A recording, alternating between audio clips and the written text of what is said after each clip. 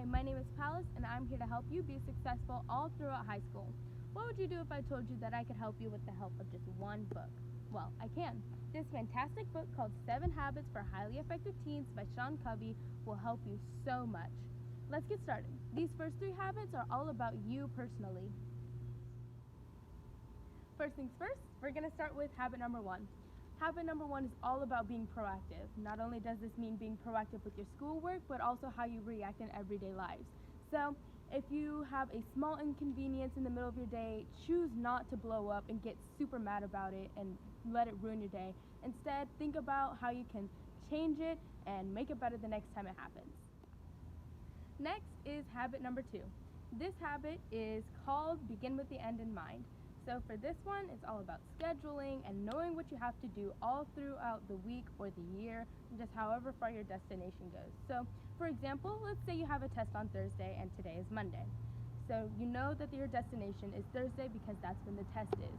So all you have to do is backtrack your way from Thursday all the way to Monday. So you can plan out how long you're going to study, if you have homework on one of those days, how you're going to space out doing homework and studying. Maybe you have practice on Wednesday, you have practice from 6:30 to 7, so you have to do that, then go back to studying. It's all about planning so you don't get stressed. Next up is habit number 3, and this is called Put First Things First, or as I like to call it, do what you have to do before you do what you want to do. As a high school student, I know your schedule is going to be very, very busy. So, for example, the things that you have to do are practice and go to sports practice and rehearse and the tests and the projects. But the things you want to do are stay up all night with your friends or do sleepovers or have parties or text all night and stay on Instagram for 5 hours. The thing is, you can do both of those things if you have a balance, but you have to learn to not put the things that you want to do ahead of the things that you have to do.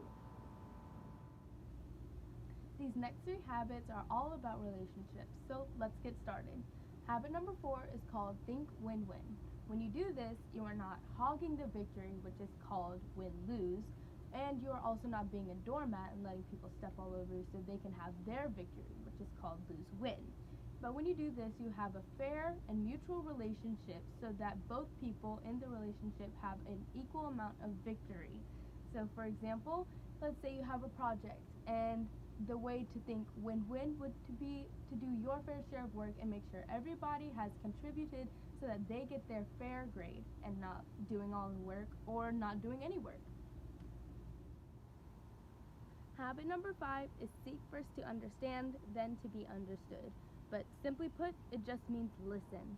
The key to a good relationship is listening. So, for example, say your best friend comes to you with a problem. When she explains it to you, she's not looking for you to solve the problem and give her an answer. She's looking for you to just understand and listen to her so that maybe when she's done, you can have empathy and help her through whatever she's going through.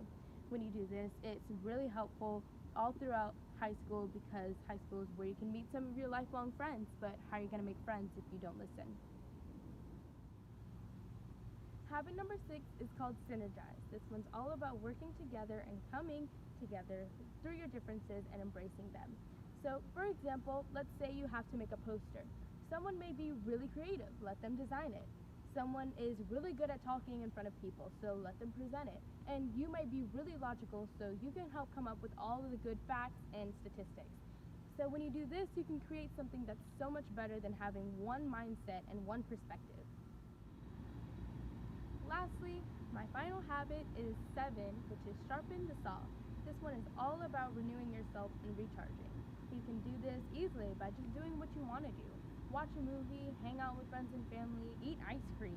But just remember to get back to work. If you only sharpen the saw, how are you supposed to cut down the tree? But if you're cutting down a tree with the dull saw, you have to take time to sharpen it so you can get the job done faster. Remember these 7 habits, and I promise you, your high school career will be a breeze. So when the stress comes on, when you're getting anxious, when you're up all night cramming for that test, remember to be proactive and to begin with the end in mind. Remember to put first things first, remember to think win-win, and to seek first to understand, then to be understood. Remember to synergize and to sharpen the saw.